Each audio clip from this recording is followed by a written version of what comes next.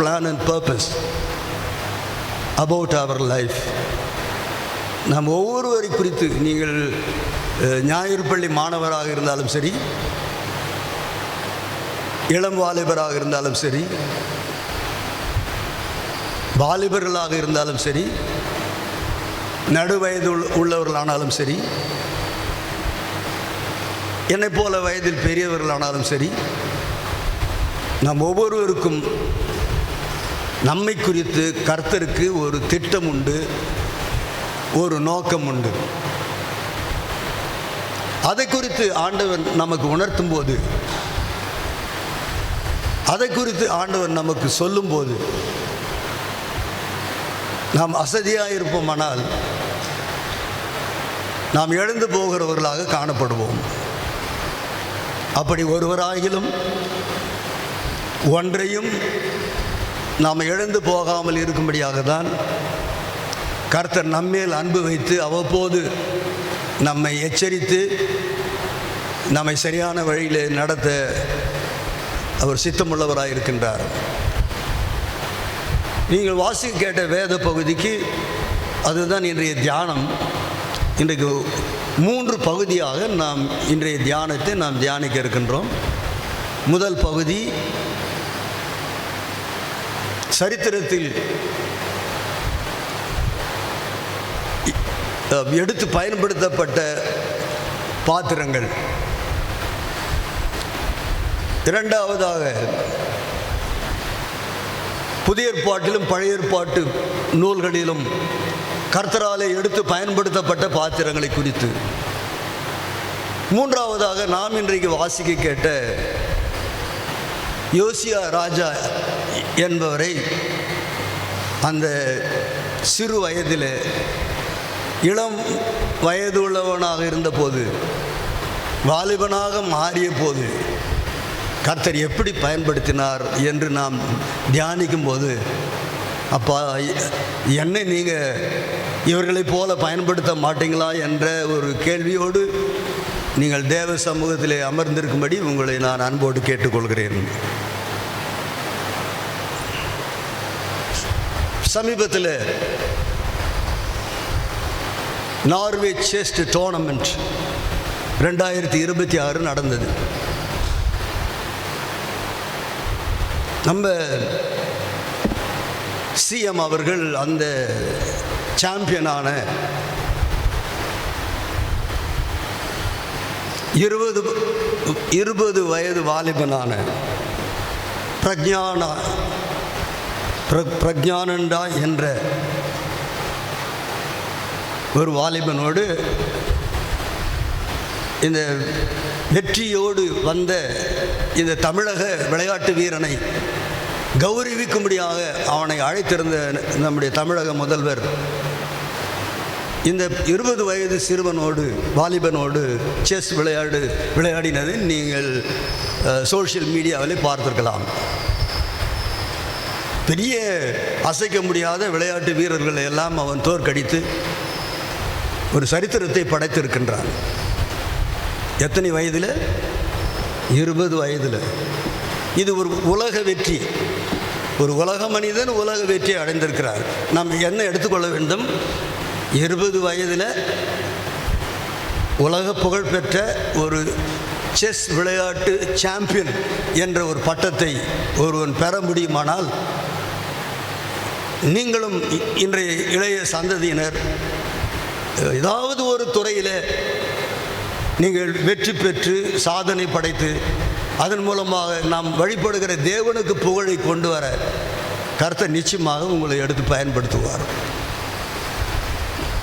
இரண்டாவது, அவனை விட ஒரு 5 வயது குறைவான வைபவ் சூரியவம்சி என்ற 15 வயது வாலிபன். அவனை தோற்றத்தில் பார்த்தால் 21 வயது வாலிபனை போல காணப்படுகிறார். ஆனால் அவனுக்கு முன்பாக அந்த கிரிக்கெட் விளையாட்டில் சரித்திரம் படைத்தவர்களை இந்த 15 வயதில் தாண்டி செல்லும்படியாக இவனை ஏன் நம்ம இந்தியா டீமில் சேர்த்து கொள்ளக்கூடாது என்று விளையாட்டு ரசிகர்கள் எல்லாம் விமர்சிக்கக்கூடிய அளவுக்கு ஒரு 15 வயது வைபவ் சூரிய வம்சா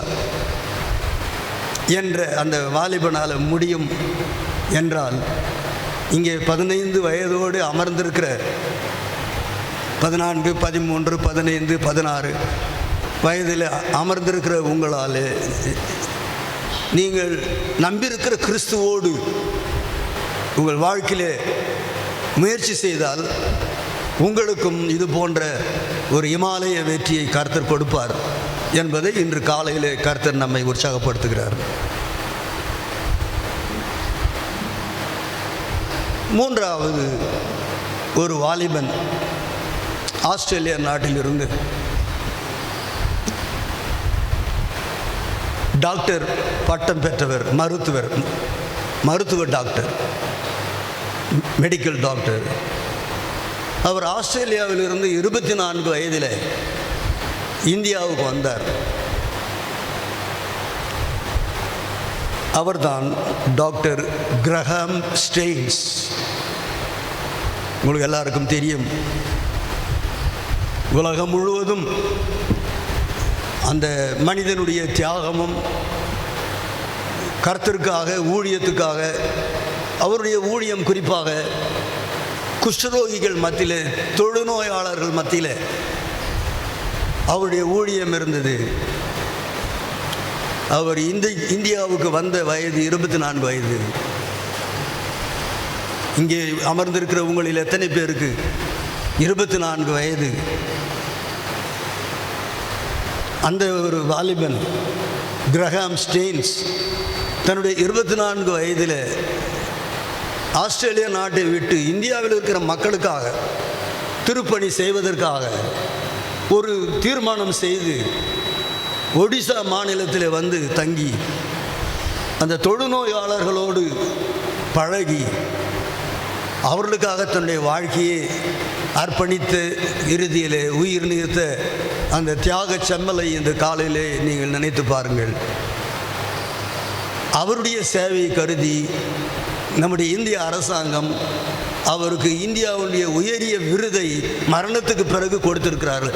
ஏன் அப்படிப்பட்ட விருதை நீங்கள் உயிரோடு இருக்கும்போதே நீங்கள் வாங்கக்கூடாது என்று தான் இன்று காலையிலே உங்களை ஆண்டவர் இயேசு சவாலுக்கு அழைக்கின்றார். 16 வயது, 15 வயது, 24 வயது வாலிபனை பார்த்தோம். இப்போ நம்ம சென்னைக்கு வட மேற்கே ஒரு மாவட்டம் இருக்கிறது. அந்த மாவட்டம் தான் திருவள்ளூர் மாவட்டம்.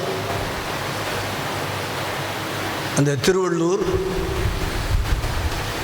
பள்ளிப்பட்டு, திருத்தணி போன்ற பகுதிகளிலே ஊழியம் செய்வதற்காக ஒரு வாலிபன் தன்னுடைய 25 வயதில் இந்தியாவுக்கு வந்தார், சென்னைக்கு வந்தார். அவர் தேசம் ஸ்காட்லாந்து. ஆஸ்திரேலியாவை குறித்து சொன்னேன். இவருடைய தேசம் ஸ்காட்லாந்து. அதாவது இப்பொழுது யுனைடெட் கிங்டம் என்று சொல்கின்றோமே, ஸ்காட்லாந்து, இங்கிலாந்து, அயர்லாந்து, இது மூன்றும் சேர்ந்து தான் யுனைடெட் கிங்டம். அவர் அந்த ஸ்காட்லாந்து தேசத்திலிருந்து தன்னுடைய 25 வயதில் சென்னைக்கு வந்து திருவள்ளூர் மாவட்டத்தில் அவர் திருத்தொண்டு செய்திருக்கிறார். அந்த இளம் வயதிலேயே அவரை கல்லால் எரிந்து அவரை காயப்படுத்தினார்கள். அந்த தியாக மனிதனுடைய பெயர் தான் வில்லியம் கவுடி. இன்றைக்கும் நீங்கள் திருவள்ளூருக்கு போனால் கவுடி ஹையர் செகண்டரி ஸ்கூல் என்ற ஒரு பள்ளி அவருடைய வாழ்க்கைக்கு தியாகத்தையும் அவர் செய்த ஊழியத்துக்கும் அடையாளமாக தற்சொரூபமாக காட்சியளிக்கிறது. 25 வயதில் வில்லியம் கவுடி இந்தியாவுக்கு வந்தார். எங்கேயோ பிறந்தவர்களுக்கு இந்த மண்ணின் மேல், இந்த மண்ணில் வாழ்கிற ஆத்துமாக்கள் மேல் ஒரு கரிசனை கொண்டு இவர்களுக்கு நற்செய்தி சொல்ல வேண்டும் என்று கடல் கடந்து வந்து பாடுபட்டு ஊழியம் செய்து திருச்சபைகளை ஸ்தாபித்து ஒரு புகழ்பெற்ற மகத்தான ஊழியத்தை செய்த ஒரு தேவ மனிதன் அந்த வில்லியம் கவுடியை போல ஏன் நான் மாறக்கூடாது என்று இளைஞனே, வாலிப மகளே, நீங்கள் கூட பெண்ணாக இருந்தாலும் நீங்கள் கூட மாற முடியும். அந்த வில்லியம் கவுடியை எடுத்து பயன்படுத்தின கர்த்தர் உங்களையும் எடுத்து பயன்படுத்துவார். சிந்தித்து பாருங்கள்.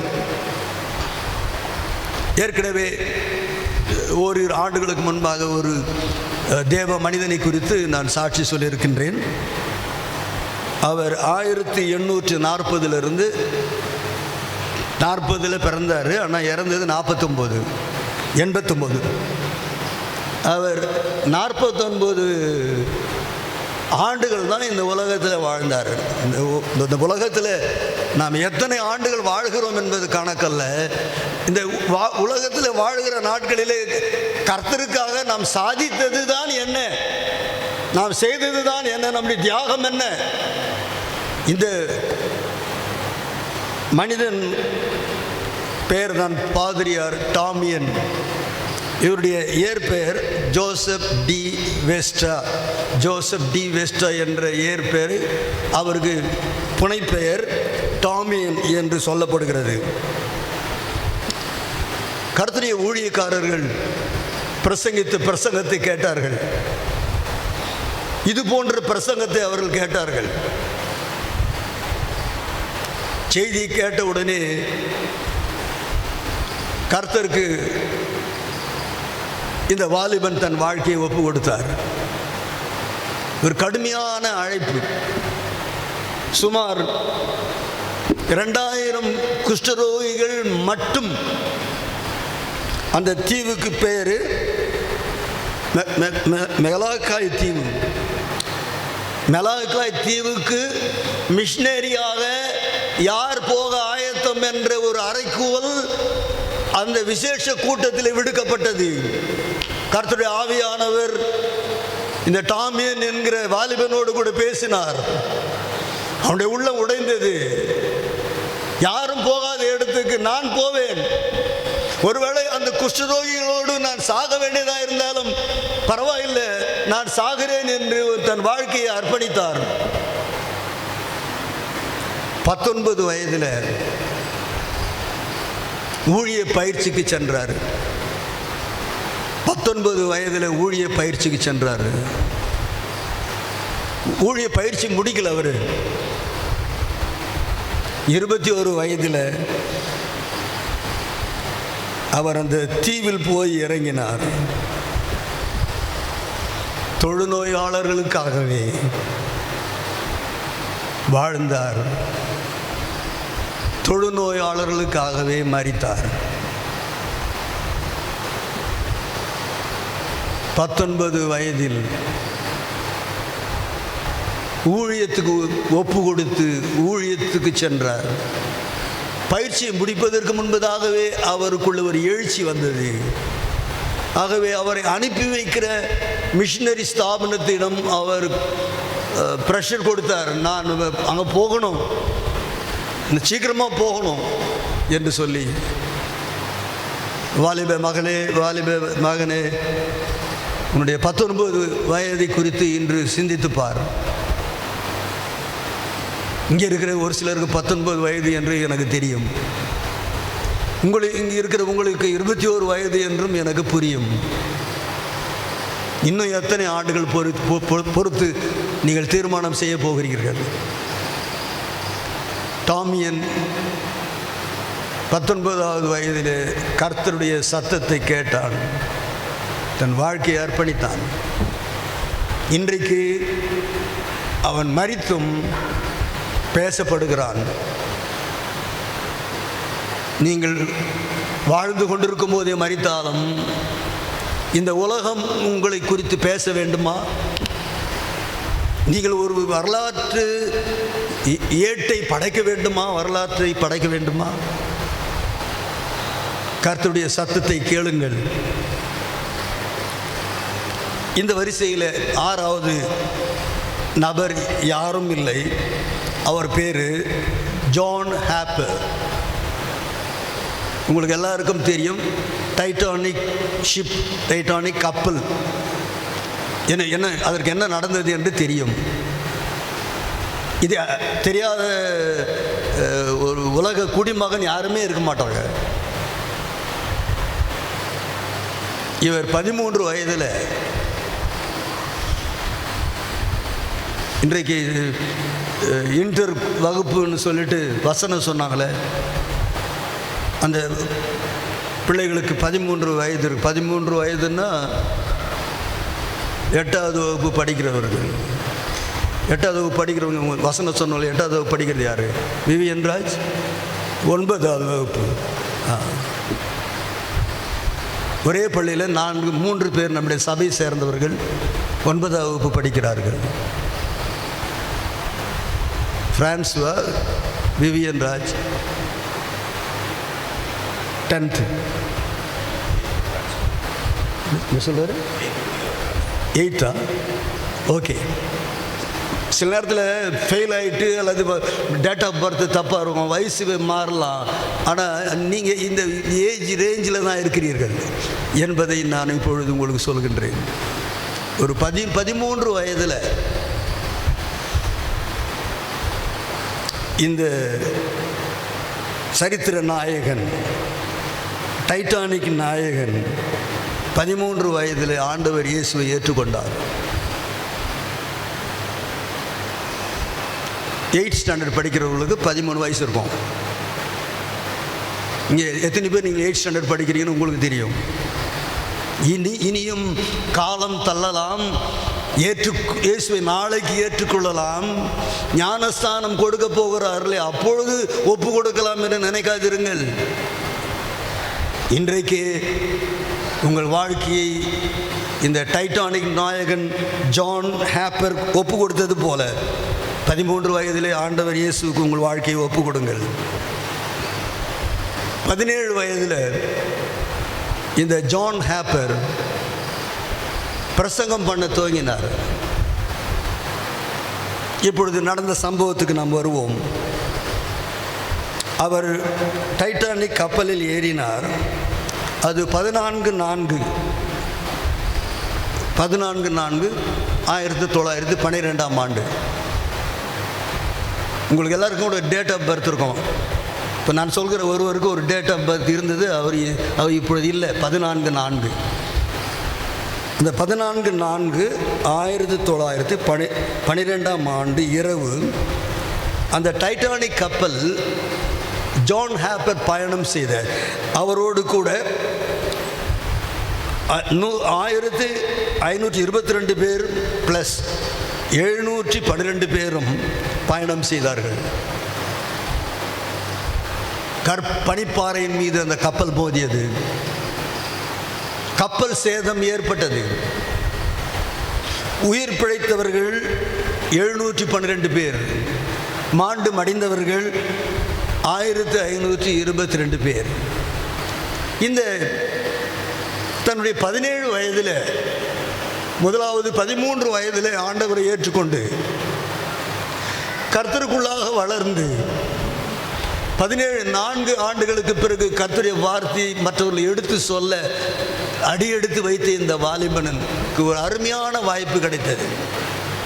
இந்த கப்பல் சேதம் ஏற்பட்ட போது எல்லாரும் சாக போகிறார்கள், எப்படியாகிலும் இவர்களுக்கு சுவிசேஷம் சொல்ல வேண்டும் என்று சொல்லி மேலும் கீழுமாக கப்பலின் மேல் தட்டிலும் அடித்தட்டிலும் ஓடி ஓடி நற்செய்தியை சொன்னான். இவன் மூலமாக அன்று இரவு ஆண்டவருக்கு ஒப்பு கொடுத்தவர்கள் அந்த 712 பேரில், உயிரோடு தப்பின 712 பேரில் ஒரு சிலர் பிறகு ஆண்டவரை ஏற்றுக்கொண்டு, இந்த தம்பி மூலமாக ஆண்டவரை ஏற்றுக்கொண்டு நல்ல ஒரு கிறிஸ்தவர்களாக ஊழியக்காரர்களாக வாழ்ந்திருக்கிறார்கள் என்று நாம் வாசிக்கின்றோம். நாம் எவ்வளோ காலம் வாழப்போகிறோம் என்று நமக்கு தெரியாது.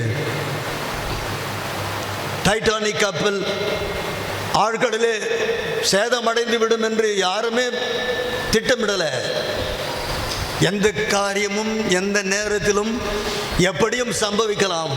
ஆனால் இன்றைக்கு உயிரோடு இருக்கிற நீ, வயதை பற்றி கவலை இல்லை, எந்த வயது உள்ளவர்களாக இருந்தாலும் உயிரோடு இருக்கிற நீ இன்றைக்கு உனக்கு கொடுக்கப்பட்டிருக்கிற அருமையான சந்தர்ப்பத்தை இந்த ஜான் ஹாப்பரை போல நீ பயன்படுத்தி கொள்ளாவிட்டால் நீ ஆத்துமாக்களை இழந்து போவாய். இந்த இளம் வாலிபன் 17 வயதிலே ஆண்டவரை குறித்து பேச ஆரம்பித்தான். இக்கட்டான சூழ்நிலையிலும் சுவிசேஷம் அறிவித்தான். உயிர் பிழைத்த சிலருக்கு ரட்சிப்பை ஊட்டி மறுவாழ்வுக்கு வழி நடத்தினான். ஆனால் இவனோ அந்த கப்பல் சேதத்தில் மரித்து போனான். தான் மரித்தாலும் சரி, தான் ஆவிக்குரிய நிலையிலே நான் உயிரோடு இருக்கிறேன், ரட்சிப்பு பெற்றிருக்கிறேன், நான் சரீரப்படி மரிக்கிறேன். ஆனால் ஆத்ம மரணமும் சரீர மரணமும் அடையக்கூடிய நிலையில் இருக்கிற இந்த மனிதர்களுக்கு இந்த நற்செய்தி அறிவிக்க வேண்டும் என்று அவன் அந்த இறுதி கட்டத்தில் பாதுகாப்பதற்கான வழியை தேடுகிறவர்கள் தேடினாலும் இவன் ஒரு வழியை தேடினான். என்ன வழி? அழிகிற இந்த நேரத்தில் ஆகிலும் அன்பர் இயேசுவை ஏற்றுக்கொள்ளட்டும் என்று சொல்லி அவர்களுக்கு அன்பின் சுவிசேஷத்தை, ஆண்டவர் இயேசுவுடைய வாழ்க்கையை குறித்து, வருகையை குறித்து அவர்கள் எடுத்து சொல்லி அந்த இக்கட்டான நேரத்திலும் அநேகரை கிறிஸ்துவுக்காக ஆதாயப்படுத்தினான். இவ்வளோ நேரம் நம்ம பார்த்தது வேதத்தில் இடம்பெறாத சில சம்பவங்கள். இப்பொழுது வேதத்தில் இடம் பெற்ற சில சம்பவங்களை வேகமாக, ஏன்னால் உங்களுக்கு எல்லாருக்கும் தெரியும், எனவே வேகமாக நாம் பார்க்க போகிறோம். அன்பின் பரலோக தந்தையே,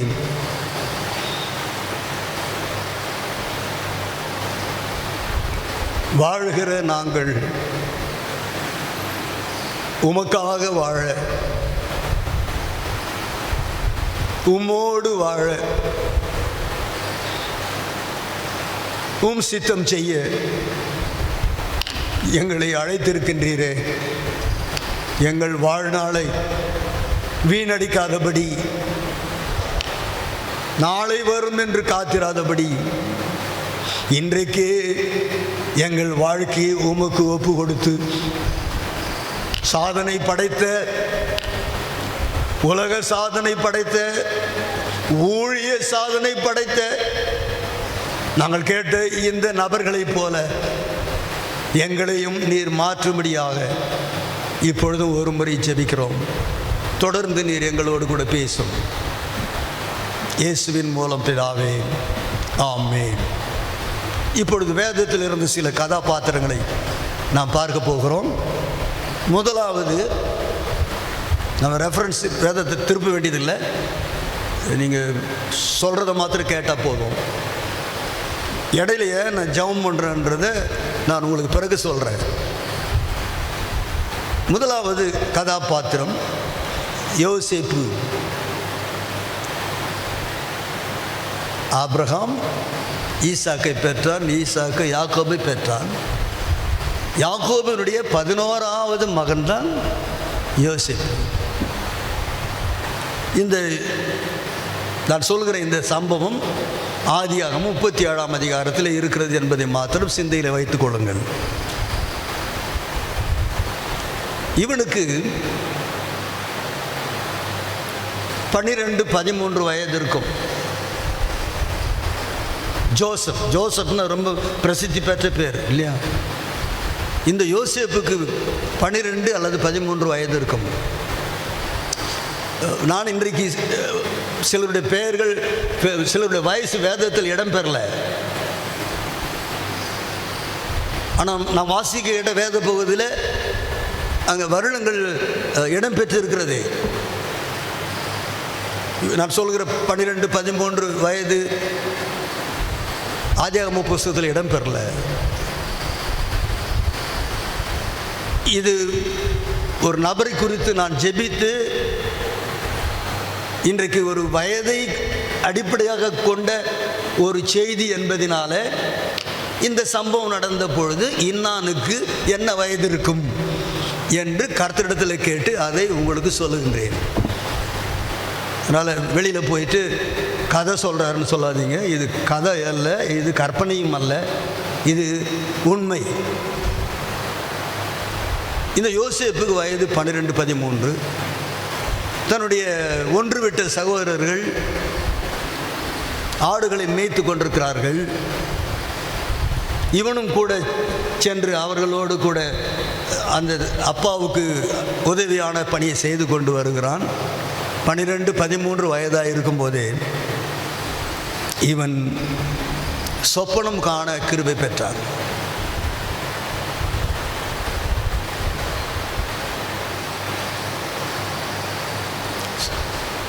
பன்னிரெண்டு வயதில் 13 வயதில் நீங்கள் சொப்பனம் காண முடியும், தரிசனம் காண முடியும். தீமையான காரியங்களை செய்வதற்கு உங்களுக்கு வயசு இருக்குது, வயசு இல்லை. ஆனால் நல்ல காரியத்தை செய்வதற்கு இன்னும் உங்களுக்கு வயசு வரலன்னு சொல்கிறீங்களே, அதுதான் கொடுமையான காரியம். இந்த யோசேப்பு 12-13 வயதாக இருக்கும்போது சொப்பனத்தை கண்டான். 17 வயதில், இப்போ தான் +2 முடிச்சு காலேஜுக்கு போய் சேர போகிறீங்களே, உங்கள் வயசு தான் 17. இந்த 17 வயசில் தன் சகோதரர் அந்த ஆடுகளை மேய்த்து கொண்டிருந்த போது அவர்கள் செய்த பாவமான காரியங்களை நேராக சொல்ல முடியாது. அவனுங்கெல்லாம் அண்ணன்மார், எல்டர் பிரதர்ஸ் கிட்ட அட்வைஸ் பண்ணால் அடிச்சிடுவானுங்க. ஆனால் இவனால் அதை அடக்கி கொள்ள முடியல. தகப்பனிடத்தில் சென்று ரகசியமாக, அப்பா ஒருத்தன் பேரையும் சொல்லி, இவன் இப்படி பண்ணுறான், இவன் பாக்கு போடுறான், இல்லை இவன் போதைப் பொருள் உபயோகப்படுத்துகிறான், அல்லது அந்த ஆடு மேய்க்க வந்த அக்காவோடு கூட பேசுகிறான், வேறு தவறான காரியங்கள்லாம் செய்கிறத நான் பார்த்தேன், எனக்கு பிடிக்கலப்பா, மறுமை என்னை ஆடு மேய்க்கிறதுக்காக அண்ணன் கூட அனுப்பாதீங்க, அவங்க சகோதரர்கள் தான், அவங்க செய்கிற காரியத்தை என்னால் சகிக்க முடியல, நான் உங்ககிட்ட சொல்வதெல்லாம் நான் யாரிடத்துல சொல்வேன், அவங்களுக்கு கரெக்ட் பண்ணுவீங்களா, அவங்களை திருத்தும்படியாக புத்திமதி சொல்வீங்களா, அடிப்பீங்களா, நான் சொல்லிட்டேன் என் வேலை முடிஞ்சுது என்று சொல்லி அந்த யோசேப்பு இளம் வயதிலேயே பாவத்தை சகிக்கக்கூடாதவனாக, பாவம் செய்கிறவனோடு சேர்ந்து விளையாடுகிறவனாக இராதபடி, பாவத்தை பாவமாக பார்த்து பாவத்தை வெறுத்து, பாவம் செய்கிறவர்களையும் வெறுத்து, அதற்கான ஒரு பரிகாரத்தை நியாயமானபடி முறையானபடி தேடும்படியான ஒரு வழியை கடைபிடித்தவன் தான் இந்த யோசேப்பு. சுட்டி காட்டுகிறோமா? அதை சரி செய்யும்படியாக சொல்ல வேண்டியவர்களிடத்தில் சொல்லுகிறோமா? இல்லை நாமும் சேர்ந்து கொண்டு அவர்களோடு கூட நாம் இப்படி பாவமான வாழ்க்கையில் ஈடுபடுகிறோமா? யோசேப்பை சிந்தித்துக் கொள்ளுங்கள். இந்த இவனுடைய குணங்கள், சிறு வயதில் இவனுக்கு இருந்த இந்த நற்குணங்கள் நன்றாக கவனிங்கள். இந்த யோசேப்பை எகிப்து அரண்மனையில் ஒரு பிரதம மந்திரியாக உயர்த்தியது. உயர்வு தானா வராது. For every success there must be a strong foundation at the early age. எந்த உயர்வுக்கும் இளம் வயதில் அதற்கான ஒரு ஆழமான திடமான அஸ்திபாரம் தேவை. I mean the spiritual foundation. ஆவிக்குரிய அஸ்திபாரம் இல்லாவிட்டால் நிச்சயமாக நாம் வாழ்க்கையில் உயர முடியாது. அதுக்கு யோசேப்பு ஒரு எடுத்துக்காட்டு. அந்த அந்நிய தேசத்தில் ராஜாவுக்கு சொப்பனத்தை, அதாவது சொப்பனத்தை காண்கிற ஒரு கிருபையை இவன் சிறு வயதில் பெற்றதுனால சொப்பனத்தை காண்கிற அந்த கிருபையே ராஜாவை சந்திக்கவும், ராஜாவுடைய சொப்பனத்திற்கு பதில் கொடுக்கவும், ராஜாவால் உயர்த்தப்படுவதற்கும் உதவியாக இருந்தது. ஏன் இந்த அருமையான தேவ கிருபையை அலட்சியமாக நினைத்து வேற காரியங்களில் நாட்டம் வைத்து பிற காரியங்களுக்கு பின்பாக ஓட்டம் வைத்து கர்த்தரை விட்டு விடுகிறீர்களோ எனக்கு புரியவில்லை. இளைய சமுதாயமே, இந்த யோசேப்பை நினைத்துக் கொள்ளுங்கள். இரண்டாவதாக நம் பொதுவாக சொல்லுவோம் சாமுவேல் என்று சொன்ன உடனே சின்ன சாமுவேல். 1 சாமுவேல் 3:10, 3ஆம் அதிகாரம் 19 வசனத்தில் 21 வசனங்களில் இந்த சாமுவேலை குறித்து நாம் வாசிக்கின்றோம். இந்த சின்ன சாமுவேல் நன்றாக கவனிகள், தன்னுடைய 12 வயசில் 6th 7th படிக்கிற அந்த வயசில், 12 வயசில் பெண்கள் கேட்டிங்கன்னா நீங்கள் 12 வயதில் நீங்கள் அம்மாவாயிடுறீங்க. ஆனால் கர்த்தருடைய சத்தத்தை சாமுவேல் கேட்டது போல நீங்கள் இன்னும் கேட்க ஆரம்பிக்கல. பேர் சொல்லி கூப்பிட்டு பேச வந்தார். எனக்கு உங்களுக்கும் பேச்சு கொடுத்திருக்கின்ற அந்த மகிமை நிறைந்த தேவன், வானத்தையும் பூமியும் படைத்தவர், சீலோவில் இருக்கிற ஆலயத்தில் அந்த உடன்படிக்கை பெட்டிக்கு சற்று தூரத்தில் படுத்து கொண்டிருந்த சாமுவேலுடைய பெயரை சொல்லி கூப்பிடுகிறார். சாமுவேலே சாமுவேலே என்று 3 முறை கூப்பிட்டார். அவனுடைய செவி கேட்கும்படியாக கர்த்தர் அந்த சாமுவேலோடு கூட பேசினார். Do you have such experience at your life? உங்கள் வாழ்க்கையில் இது போல கர்த்தருடைய சத்தத்தை கேட்கக்கூடிய ஒரு கிருபை, ஒரு ஸ்லாக்கியம் உங்களுக்கு கிடைத்திருக்குதா? If you don't, this is the right time to expect God's voice. இதுவரை அந்த அனுபவம் உங்களுக்கு இல்லை என்றால் இன்றைக்காகிலும் அப்பா நான் உங்க முகத்தை பார்க்கணும், உங்க குரலை கேட்கணும். இனிய முகம் காண விரைந்தா சித்தே, சிலுவையில் தரிசனம் எனக்கு அளித்தே. இனிய முகம் காண விரைந்தா சித்தே, சிலுவை தரிசனம் எனக்கு அளித்தே. நன்றி. இந்த சாராள் அக்கா ஏசப்பாவுடைய முகத்தை பார்க்கணுன்னு மிகுந்த வாஞ்சியோடு ஜெபம் பண்ணிட்டு இருந்தாங்க.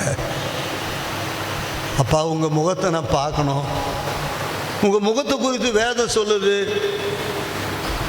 ஆனால் உங்கள் முகத்தை நான் பார்க்கணும்னு சொல்லி கேட்டாங்க. ஆனால் அவர்கள் எழுதின அந்த பாடலில் என்ன சொல்கின்றார்கள்? நான் வாஞ்சித்தது ஒன்று, அவர் எனக்கு கொடுத்தது வேறொன்று. என்ன கொடுத்தார்? நான் உங்கள் முகத்தை பார்க்கணுன்னு விரும்பினேன், ஆனால் நீங்கள் அந்த சிலுவையின் தரிசனத்தை எனக்கு கொடுத்தீங்களே. சிலுவையின் நாயகனே, அந்த சிலுவையின் தரிசனத்தை எனக்கு கொடுத்தீங்களே. இன்றைக்கு எத்தனை பேர் இந்த யோசேப்பை போல சொப்பனம் காண்கிறவர்களாக,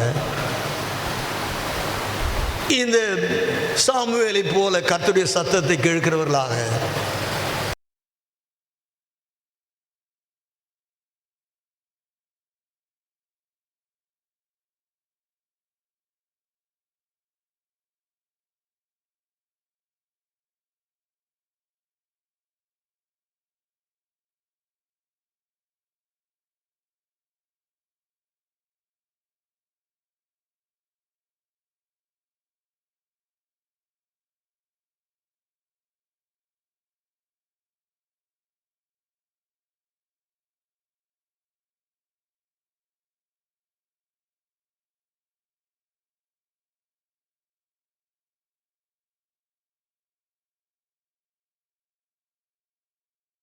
இப்பொழுது அவன் தீர்க்கதரிசியானான் என்று வேதத்திலே வாசிக்கின்றோம்.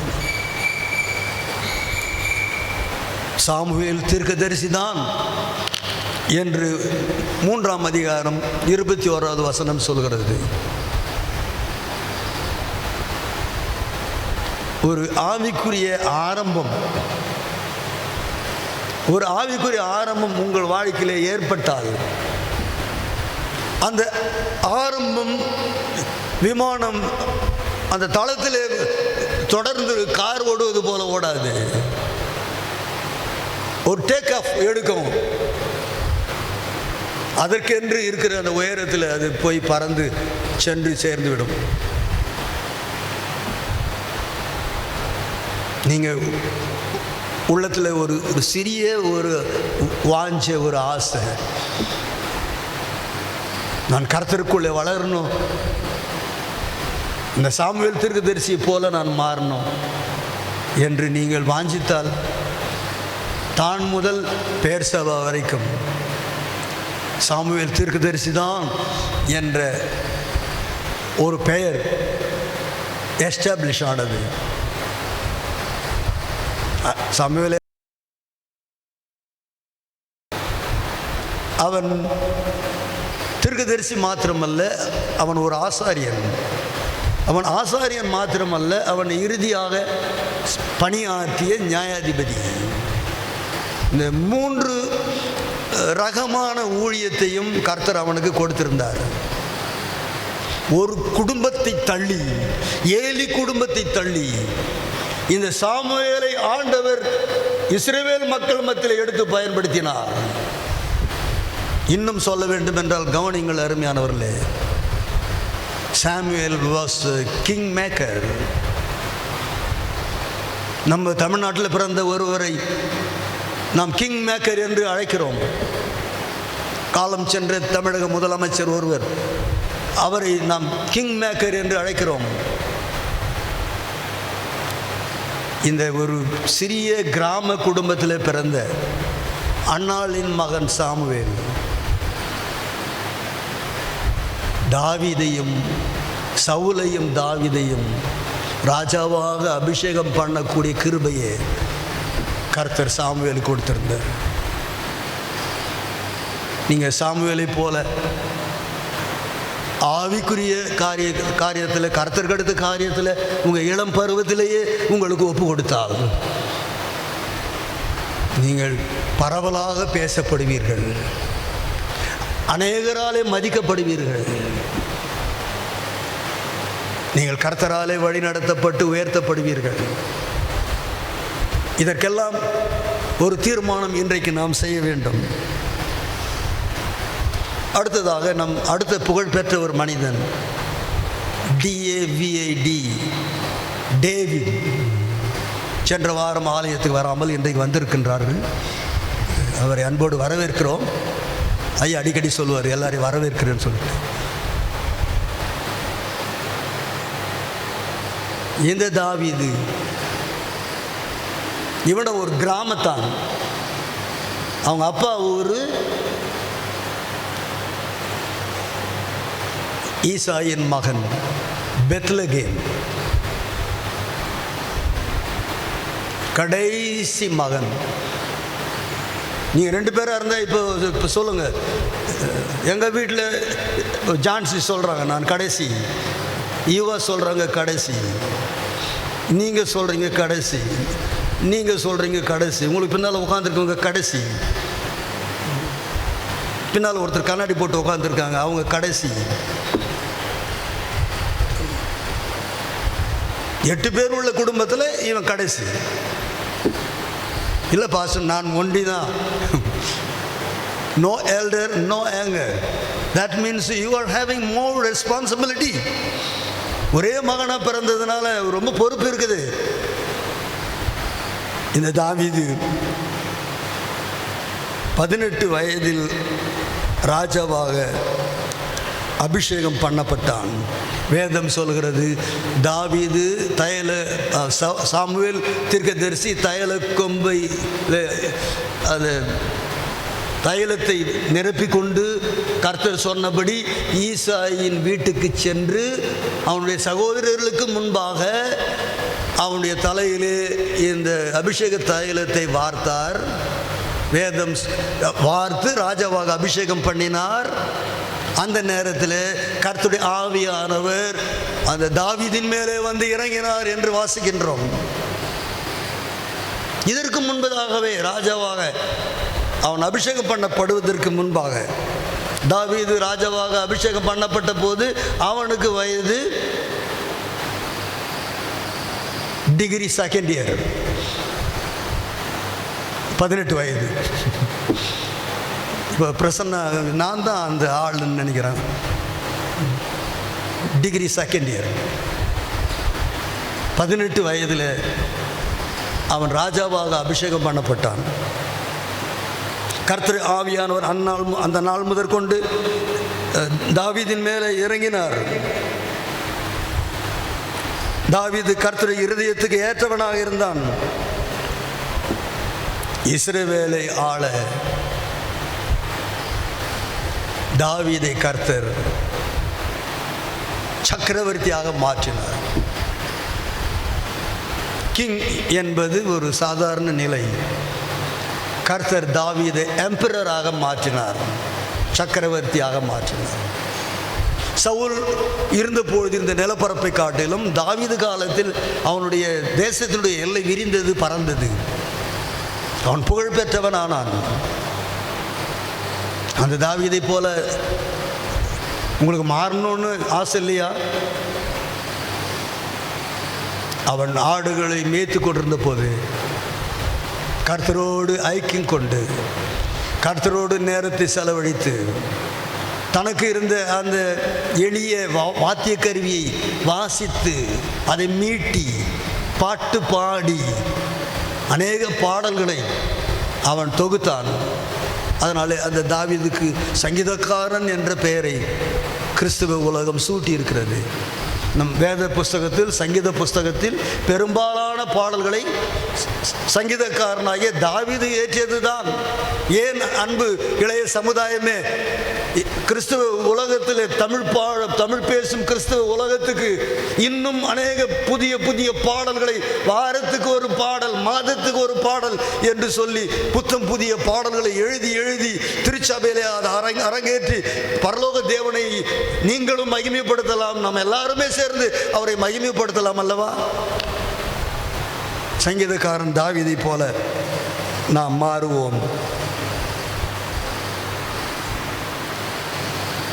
அடுத்ததாக ஆண்டவர் இயேசு, யோவான் ஸ்நானகன் வருகிறார். யோவான் ஸ்நானகனை கொஞ்சம் நான் பின்னால் தள்ளிட்டு ஆண்டவர் இயேசு கொஞ்சம் முன்னால் தள்ளி அவரை நிற்க வைக்கிறேன். ஆண்டவர் இயேசு மறுபடியும் அவர் 12 வயதில் எருசலேமில் உள்ள அந்த ஆலயத்தில், அந்த போதகர்கள் மத்தியில், வேத பண்டிதர்கள் மத்தியில் அவர்கள் சொல்லுவதை கிரகித்து கொள்ளவும், இவர் மனதில் தோன்றிய கேள்விகளை அவர்களை பார்த்து கேட்கவும் அவர்கள் எல்லாரும் ஆச்சரியப்படும்படியாக 12 வயதில் செயல்பட்டார். The thirst for the scripture, வேதத்தை குறித்த ஒரு தாகம், வேத வசனத்தை அறிந்து கொள்ள வேண்டும், அதை குறித்து பேச வேண்டும். வாலிபர்கள் கூடினால் எதை குறித்து பேசுவார்கள் என்று வாலிபர்களுக்கு தெரியும். ஆனால் நம் ஆண்டவர் இயேசு குருமார்களோடு உட்கார்ந்து, இவருடைய வயது 12, அவர்களுடைய வயது ஒருவேளை என்னுடைய வயதை போல இருக்கலாம், அவர்களுக்கு அறிவும் ஆற்றலும் அதிகமாக இருக்கலாம். இவனோ இயேசு சிறுவனோ இளைஞன், குழந்தை என்று சொல்லலாம், 12 வயது. இந்த குழந்தை தேவாலயத்திலே அமர்ந்து அம்மா அப்பாவும் ஊரை நாட்டு தேடி போய் கொண்டிருக்கிறார்கள், அதை பற்றி அவன் கவலைப்படலை. அவன் தேவனுடைய ஆலயத்திலே நாள் கணக்காக தங்கி மணிக்கணக்காக அந்த ஆயர்களோடு நேரத்தை செலவழித்து தன்னுடைய வேத அறிவை வளர்த்து கொண்டான். இளைய சமுதாயமே, தேவனுடைய ஆலயத்திலே அமர்ந்து சபை எப்பொழுதெல்லாம் கூடுகிறதோ அப்பொழுதெல்லாம் உங்களுக்கு செய்தி கொடுக்கப்படுகிறது. அந்த வேத வசன பாலின் மேல் ஆசை வைத்து இயேசுவை போல தேவனுடைய ஆலயத்திலே அமர்ந்திருந்து எழுகிற கேள்விகளுக்கு பதிலை, உங்கள் சந்தேகங்களை தீர்த்து கொள்ளும்படியாக ஆயர்களிடத்திலே நீங்கள் வினா எழுப்பி உங்கள் சந்தேகங்களை தீர்த்து கொள்ளக்கூடிய ஒரு ஞானம் அல்லது ஒரு வாஞ்சை, ஒரு தாகம், ஆத்ம பசி, வேத வசனத்தின் மேலே இருக்கிற ஒரு நாட்டம் உங்களுக்கு உண்டா? இதுவரைக்கும் வேத வசனத்தை நீங்கள் நேசிக்கவில்லை என்றால் இன்றைக்கு ஆகிலும் ஒரு தீர்மானம் செய்யுங்கள். என் ஆண்டவர் இயேசுவை போல நான் வேத வசனத்தை வாஞ்சித்தாக வேண்டும். ஏனென்றால் அவருக்கு பேரு வார்த்தையாகிய இயேசுவை நான் நம்பியிருக்கின்றேன். அந்த வார்த்தையினாலே நான் நிரப்பப்பட வேண்டும். அந்த ஞானம் எனக்கு தேவை என்று சொல்லி உங்கள் வாழ்க்கையை கர்த்தருக்கு ஒப்பு கொடுங்கள்.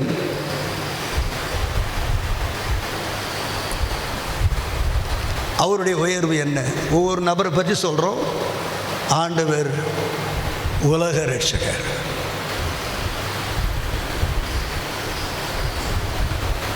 Xavier of the world. அதுதான் யாக்கோபு பரிசுத்த பவுல் பிலிப்பியர் நிருபத்தில் எழுதுகின்றார். வானோர் பூதளத்தோர் பூமியின் கீழானோருடைய முழங்கால்கள் யாவும் முடங்க, நாவுகள் யாவும் அறிக்கை செய்ய, தி சூப்பர் நேம், மேலான நாமம், அதுதான் இயேசுவின் நாமம். இந்த உயர்வு இயேசுவுக்கு வந்தது. அந்த உயர்வு எனக்கு உங்களுக்கு வர வேண்டுமா?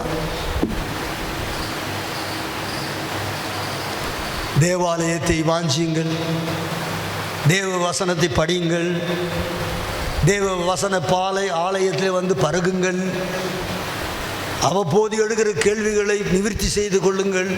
வசனத்தை பொறுத்த மட்டில் தெளிவாக ஏறுங்கள். நீங்கள் தெளிவாக இருந்தால் இந்த உலகத்துக்கு அந்த வசனத்தை மிக தெளிவாக நீங்கள் போதிக்கலாம். இறுதியாக யோவான் ஸ்நானகர், லூக்கா 3:2 வாசிக்கின்றோம். யோவான் ஸ்நானகனுக்கும் ஆண்டவர் இயேசு கிறிஸ்துவுக்கும் வயது எவ்வளோ வித்தியாசம் தெரியுமா? 6 months. முதலாவது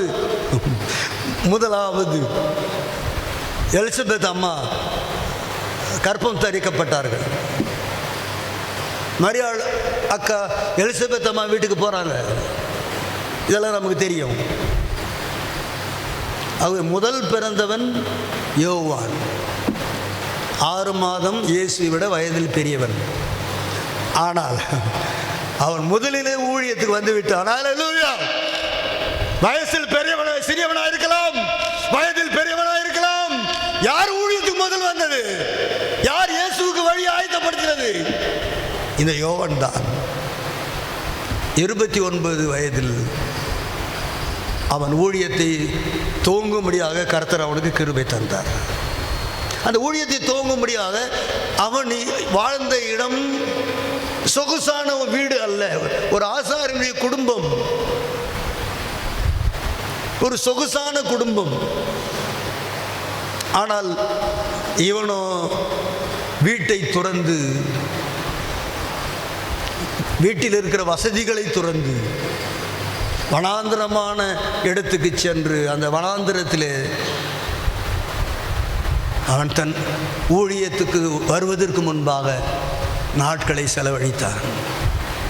கொஞ்சம் ரிசம்பிளன்ஸ் ஆண்டவர் இயேசுவுக்கும் இந்த யோவான் ஸ்நானகனுக்கு இருக்குது. அப்படி என்றால் ஆண்டவர் இயேசு 40 நாள் ஜெபம் பண்ணார் என்று வாசிக்கிறோம். ஆனால் இன்று காலையிலே வேதத்தில் குறிக்கப்படாத அந்த வயதை நான் உங்களுக்கு சொல்லிவிட்டேன். யோவான் ஸ்நானகன் 29 வயதிலே ஊழியத்துக்கு வந்தார். இயேசு 30 வயதிலே ஊழியத்துக்கு வந்தார். இயேசு ஜெபம் பண்ணினார், ஞானஸ்தானம் பெற்று பரிசுத்தாவி பெற்று ஆவியானவராலே அவர் வனாந்தரத்துக்கு நடத்தப்பட்டு அங்கே ராப்பகலாக 40 நாள் ஜெபம் பண்ணினார். வார்த்தையாகிய அவர் சார்ஜ் பண்ணப்பட்டார். யோவான் ஸ்நானகன் அந்த வனாந்திரத்திலே அவன் கர்த்தருடைய சமூகத்திலே காத்திருந்து loud isolation, solitude, தனிமையை அவன் வாஞ்சித்து, உலகத்தினுடைய இடையூறுகள் என்னை இந்த ஊழியம் செய்யாதபடி திசை திருப்பிவிடும். நான் உலகத்தான் அல்ல, கர்த்தருடைய வார்த்தையின்படி நான் பிறந்தவன். நான் அபூர்வ பிறவி, நான் அதிசய பிறவி, அதிசய ஊழியத்தை செய்யும்படியாக தெரிந்து கொள்ளப்பட்ட பாத்திரம். நான் இருக்க வேண்டிய இடம் வீடு அல்ல, நான் இருக்க வேண்டிய இடம் காடு, நான் இருக்க வேண்டிய இடம் வனாந்தரம். ஆகவே ஒட்டக தோல் உடையை தரித்தவனாக, வெட்டுக்கிளியும் காட்டு தேனையும் உண்டவனாக, very very simple food and lifestyle.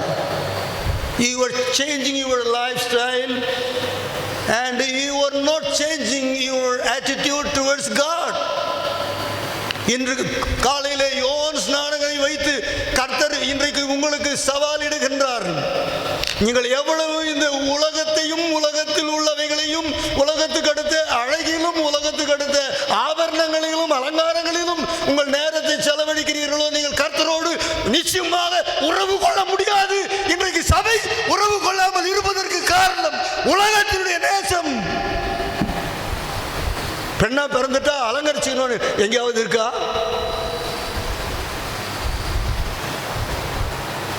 அப்படி அல்ல அருமையானவர்களே. வேதம் என்ன சொல்கிறது? ஒரு பக்தி உள்ள பெண் எப்படி உடுத்துக்கொள்ளணுமோ அலங்கரிக்கணுமோ அப்படிதான் அலங்கரிக்கணும். நீ ஒரு பக்தியற்ற ஒரு வாழ்க்கை வாழும்போது பாவம் உன் வாழ்க்கையில் வந்து விடுகிறது. நீ பாவத்தோடு இன்றைக்கு போராடி கொண்டிருக்கிறாய். யோவான் ஸ்நானகன் அப்படி பாவத்தோடு போராடவில்லை. அவன் உலகத்தை வெறுத்தான், உன்னத தேவனுடைய சமூகத்திலே காத்திருந்தான். அவன் பிரசங்கம் பண்ணும்பொழுது எதை கோட் பண்ணுகிறார் தெரியுமா?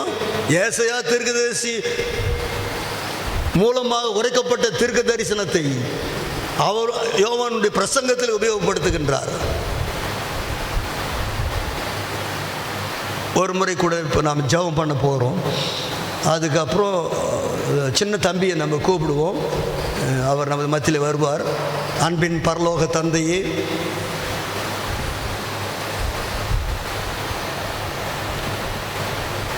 நாங்கள் பின்பற்றும்படியாக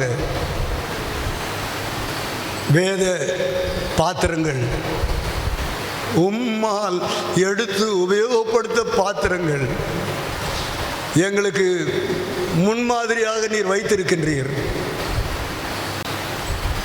எல்லாவற்றுக்கும் மேலாக எங்கள் இரட்சகராகிய இயேசுவை இன்று காலையிலே எங்களுக்கு முன்பாக நிறுத்துகிறோம். எங்கள் இரட்சகர் இயேசுவே, உம்மை போல வேத வசனத்தை வாஞ்சித்து, வேத வசனத்தை தியானித்து, வேத வசனத்தை போதித்து, வேத வசனம் சொல்லுகிறபடி நடந்து காட்டி, பேச்சிலும் செயலிலும் பரலோக பிதாவை உயர்த்தினது போல நாங்களும் கூட உயர்த்த எங்களுக்கு உதவி செய்யும். இயேசுவின் மூலம் வேண்டுகிறோம் ஜீவனுள்ள தந்தையே, ஆமென். இப்பொழுது நாம் இன்றைய செய்திக்கு நாம் வந்திருக்கிறோம். அடுத்த சில நிமிஷங்கள் உண்டு. நான் ஏற்கனவே சொன்னேன், நீங்கள் மிகவும் களைத்து போயிருக்கிறீர்கள் என்று சொல்லி. இப்பொழுது நீங்கள் களைத்து போகவில்லை என்று நான் விசுவாசிக்கிறேன். இன்னும் தொடர்ந்து சில நிமிஷங்கள், ஒரு 20 நிமிஷங்கள் நீங்கள் கவனிக்க வேண்டியிருக்கும். நீங்கள் கவனித்து தான் ஆக வேண்டும். இறுதியிலே ஆண்டவர் நம்மோடு இடைப்படுவார், நாம் அவரோடு இடைப்படுவோம். இடையில் இருக்கிற அகலம், கேப் குறைந்துவிடும்.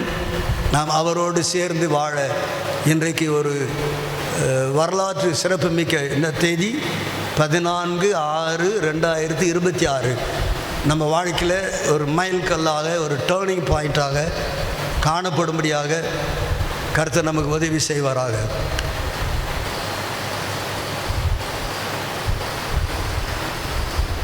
ரெண்டு நாளாகமும் 34ஆம் அதிகாரம் 1 முதல் 20 வசனங்களை வேத பகுதிக்காக நம்ம ஷார்ப்பாக முடிச்சிட்டோம்.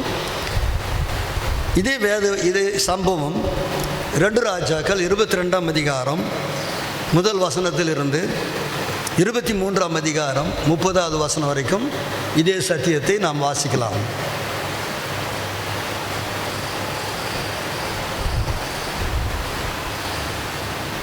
இன்னும் முடியல. why you close the book? இங்கே இருக்கிற ஒரு நபர் அந்த எழுதி கொடுத்த டைரியை அப்படி மூடி தோத்திரம் சொல்லிட்டு வைத்ததை நான் பார்க்கின்றேன்.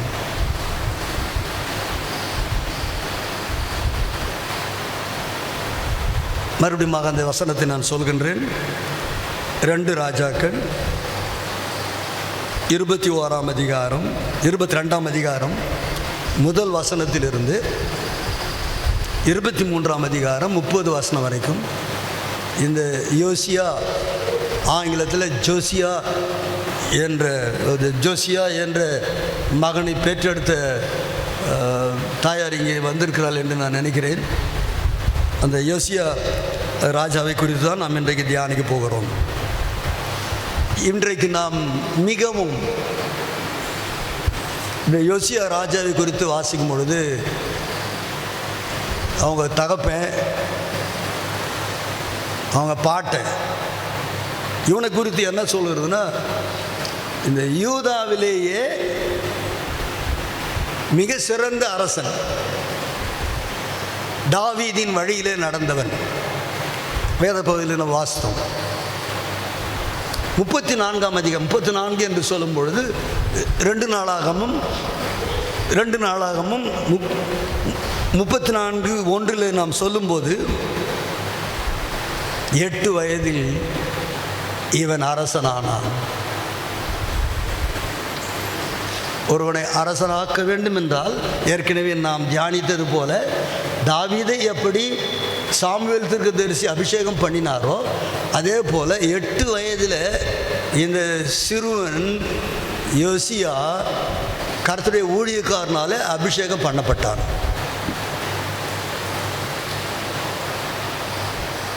பரிசுத்த ஆவியின் அபிஷேகத்தை பெற்றுக்கொள்வதற்கு 8 வயசு போதும். ரட்சிக்கப்படுவதற்கு கேட்குறியா? அவனை கூப்பிட்டு, உன்னை தான் கேட்குறேன், கேட்குறியா சொல்கிறத? 8 வயது போதும். கதை பேச சொன்னால் 8 வயசில் கதம்பத்தை முழம் போட்டு அளக்கிறது போல கதை அளந்து பேசுவோம், அடுக்கடுக்காக பேசுவோம். ஆனால் கர்த்தருக்கு அடுத்த காரியத்தில் ஒரு ஆரம்பத்தை சிறு வயதிலே ஆரம்பிக்கணும்னு சொல்லிட்டு பிள்ளைகளுக்கும் அந்த எண்ணம் இல்லை. பொதுவாக பிள்ளைகளுக்கு அந்த எண்ணம் இருக்காது, அம்மாமார்களுக்கும் அந்த எண்ணம் இல்லை. ஏன்னா இங்கே ஒரு அம்மா வந்துக்கிறாங்க, உங்கள் குழந்தைகளை காணும். அந்த அண்ணாள் என்ன செய்தாங்க?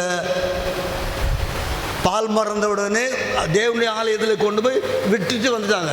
அப்பா, நீ இங்கே தான் இருக்கணும், உன்னை நான் பொருத்தனை செய்திருக்கிறேன், நீ ஆண்டவர் ஊழியம் செய்யணும், அம்மா கூட நீ வரக்கூடாது. அடுத்த வருஷம் நான் வரும்போது உனக்கு ஒரு ட்ரெஸ் கொண்டு வருவேன், உனக்கு சேர வேண்டிய பண்ட பலகாரம் எல்லாம் நான் கொண்டு வருவேன், நீ இங்கே தான் இருக்கணும்னு சொல்லக்கூடிய அந்த தாயை போல, தாயே உன் பிள்ளைகள் இப்பொழுது எங்கே இருக்கிறார்கள்? எங்கம்மா உங்கள் பையனை, பெரிய பையனை காணோம்? பியோலாவை கேட்குறேன், இஸ் நாட் ஹியர். எப்படி இருந்தால் எப்படி தூங்குறானா, எப்படி இருக்கு பாருங்க. 1.5 மாத குழந்தை, 8 வயதில். உங்கள் பையனுக்கு 8 வயசு இருக்கும். இப்போ இந்த வயசை தான் நான் பிடிக்கிறேன். இப்பொழுது ஒவ்வொரு வயதாக சொல்லிட்டு வரும்போது அப்படி டிக் பண்ணிகிட்டே வரேன். 8 வயதில் யோசியா ராஜா அரசனானான். 34:3 சொல்கிறது. நான் 20 நிமிஷம் சொன்னேன், இப்போ பிடிக்கணும். 3வது வசனத்தினுடைய முதல் பகுதி சொல்லுகிறது, அவன் 16 வயதாக இருக்கும்போதே, வேதத்தில் இப்படி வாசிக்கிறோம், அவன் இளைஞனாய் இருக்கையில் நம்மை உற்சாகப்படுத்துகிற ஒரு ஸ்டேட்மெண்ட். அவன் தேவனை தேட ஆரம்பித்தான். When he was 16, he started seeking God. தேவனை தேட ஆரம்பித்தான் என்றால் என்ன அர்த்தம்? தேவனுடைய பிரசன்னத்தை தேட ஆரம்பித்தான். தேவனுக்கு அடுத்த காரியங்களை தேட ஆரம்பித்தான்.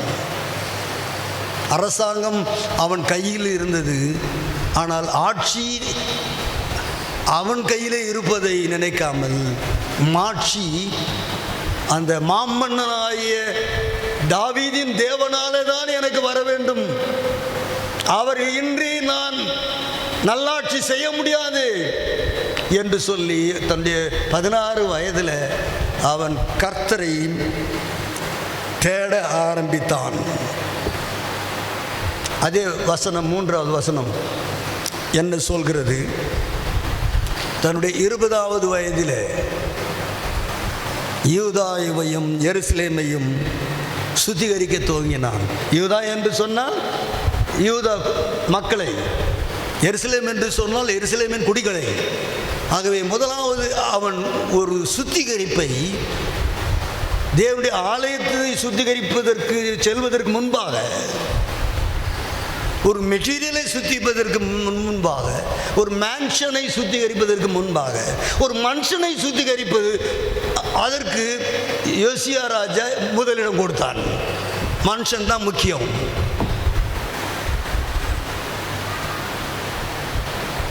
தன்னுடைய 20வது வயதில் அவன் யூதாவையும் எருசலேமையும் சுத்திகரிக்க துவங்கினான். 2 ராஜாக்கள் 22:3-7 வரைக்கும் நம்ம வாசிக்கும் பொழுது, அவன் கர்த்தருடைய ஆலயத்தை பழுது பார்க்கிற வேலையை அவன் உற்சாகப்படுத்தினான். ரெனோவேட்டிங் தி சர்ச், ரெனோவேட்டிங் தி பீப்புள். 16 வயதில் 20 வயதில் மக்களை பரிசுத்தம் பண்ண ஆரம்பித்தான், சுத்திகரிக்க ஆரம்பித்தான். 26வது வயதில் அவன் தேவனுடைய ஆலயத்தை சுத்தம் பண்ணும்படியாக ஆட்களை அனுப்பி அதை சுத்தம் பண்ணும்படியாக செய்தான். 4 காரியத்து வரைக்கும் பார்த்துட்டு குறித்து கொண்டீர்களா? 5வது 2 ராஜாக்கள் 22:10-11 வரைக்கும் வாசிக்கும் பொழுது, அப்படி ஆலயத்தை சுத்திகரிக்கும் போது அங்கே ஒரு கண்டு, அது குண்டு இல்லை, அது விலையேற பெற்ற புஸ்தகமாகிய நியாயப்பிரமாண புஸ்தகம். நியாயப்பிரமாண புஸ்தகம் எங்கே இருக்குதுன்னு கூட தெரியாமல் இதற்கு முன்னால் இருந்த அரசர்களும் மக்களும் இருந்தார்கள். இது வேத புஸ்தகம், விலையேற புஸ்தகம், அது பாராமுகமாக பழுதடைந்து கிடந்தது. மோசேயின் காலத்தில் கர்த்தர் கொடுத்த நியாயப்பிரமாண புஸ்தகம் தேவனுடைய ஆலயத்தில் இருந்ததை அலுவலர்கள் கண்டுபிடித்தார்கள். தன்னுடைய 25வது வயசில் நியாயப்பிரமாண புஸ்தகம் கண்டெடுக்கப்பட்டது. பிரதான ஆசாரனாகிய இல்கியான்ற பேரை நீங்கள் ஞாபகம் வச்சுங்க, இலக்கியான்ற பேரை ஞாபகம் வச்சுங்க. இல்கியா என்பவன் பிரதான ஆசாரியன், சாப்பான் என்பவன் சம்பிரதாயி அண்ட் அட்மினிஸ்ட்ரேட்டர். அவன் கற்றவன். இந்த புஸ்தகத்தை சம்பிரதாயிக்கிட்ட கொடுக்குறான். அவன் ராஜாவுக்கிட்ட கொண்டு போது, ஐயா, தேவனுடைய ஆலயத்தை நாங்கள் சுத்திகரிக்கிற போது ஒரு மகிமையான ஒரு பொருள் கிடைச்சது, அது வேறொன்றும் இல்லைந்தாங்க ஐயா, இதுதான் வேத புஸ்தகம், நியாயப்பிரமாண புஸ்தகம் என்று அதை ராஜாவுக்கு காட்டினார்கள். அப்பொழுது சம்பிரதாயி அதை வாசித்தான். ராஜா தன் 25 வயதில் தன் வஸ்திரங்களை கிழித்து கொண்டான். கர்த்தருடைய நியாயப்பிரமாண புஸ்தகம் வாசிக்கப்பட்ட போது அந்த கர்த்தருடைய நியாயப்பிரமாண புஸ்தகத்தில் இருக்கிற சத்தியங்கள், கர்த்தருடைய ஆவியானவரால் எழுதப்பட்ட வாசகங்கள் இந்த யோசியா ராஜாவுடைய செவியிலே நுழைந்த உடனே அவனாலே அடக்கிக் கொள்ள முடியவில்லை. He was taken aback. அதிர்ச்சி அடைந்தான். ஐயோ, இப்படி வசனங்கள் இருக்கிறது. 8 வயதிலிருந்து இந்த வயது வரைக்கும் நான் அதை அறியாமலே இருந்து விட்டேனே என்று சொல்லி தன் வஸ்திரங்களை கிழித்து கொண்டான். அதுதான் யோசியா ராஜாவுடைய வாழ்க்கையிலே ஏற்பட்ட திருப்பு முனை.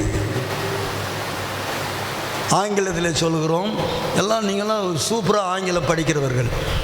Turning point. நான் கர்த்தருக்கு என் வாழ்க்கையை ஊழியம் செய்யும்படியாக ஒப்பு கொடுத்த அந்த நாள் தான் என்னுடைய வாழ்க்கையிலே ஏற்பட்ட டேர்னிங் பாயிண்ட்.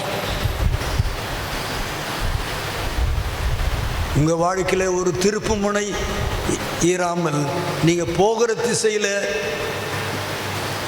எந்த ஒரு தாக்கமும் உங்கள் வாழ்க்கையில் ஏற்படாமல், உங்கள் மூலமாக மற்றவர்களுக்கும் தாக்கம் ஏற்படாமல், ஏதோ ஒன்றை செய்து கொண்டு எப்படியோ காலத்தை கழித்து கொண்டு நம்ம கடைசியில் சாகலாம் என்று சொல்லி ஒரு லேசான மேல்பூசான வாழ்க்கை வாழலாம் என்று நினைக்கிறாயா சகோதரி? அது அல்ல கர்த்தர் உன்னை அழைத்ததுடைய நோக்கம். அதற்காக உன்னை அழைக்கவில்லை. You have to turn back to him. நீ அவரிடமாக திரும்பி வர வேண்டும். நாம் ஒவ்வொருடைய வாழ்க்கையில் ஒரு திருப்பு முனை ஏற்பட்ட ஆகணும். இந்த திருப்பு முனை யாருடைய வாழ்க்கையில் ஏற்படலையோ அவர்கள் வாழ்க்கையில வெற்றி இராது. அவருடைய ஆவிக்குரிய வாழ்க்கையில வெற்றி இராது. அவருடைய ஊழியத்தில் வெற்றி இராது. அவர்கள் செய்கிற காரியத்தில் வெற்றி இராது.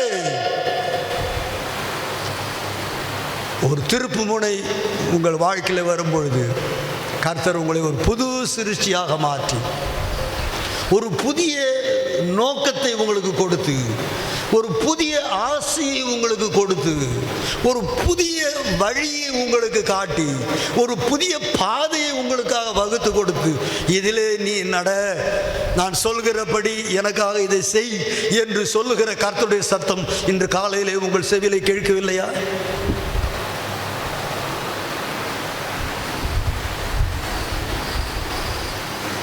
கர்த்தருடைய வேத வசனம் யோசியா ராஜாவுடைய செவியிலே விழுந்தவுடனே ஒரு தாக்கம் அவனுடைய உள்ளத்திலே ஏற்பட்டது. ஆனால் ஒரு குழப்பமான சூழ்நிலை. இப்படி எழுதியிருக்க, நம்ம இப்படி இருக்கிறோமே, சரி என்ன செய்யறது கேட்கலான்னு பார்த்தா இந்த ராஜாவை போல தான் எல்லாரும் இருந்தாங்க. ஒன்றுமே தெரியல. Are you in this condition? இன்றைக்கு அப்படிப்பட்ட நிலைமையில் யாருக்குமே எதுவுமே தெரியாத குருட வழிகாட்டினா 2 பேரும் சேர்ந்து விழுவாங்கன்னு ஆண்டவர் இயேசு சொன்னார். குருடருக்கு வழிகாட்டுகிற குருடர்கள், வழிகாட்டுகிறவனும் வழிகாட்டப்படுகிறவனும் ஒரே குழியில விழுவார்கள், ஒரே நரகத்துக்கு செல்வார்கள். இன்று காலையிலே கர்த்தர் உன் வாழ்க்கையில ஒரு திருப்பு முனையை கொண்டு வர விரும்புகின்றார். அவன் என்ன செய்தான் தெரியுமா? 5 நபர்கள் கொண்ட ஒரு குழுவை அவன் ஏற்படுத்தினான். ஒரு அம்மா இருக்காங்க, பண்டக சாலையில் உடைகளுக்கெல்லாம் இன்சார்ஜ் ஒருத்தன் இருக்கானே, அவனுடைய மனைவி, அவ பேர் தான் உல்தாள்.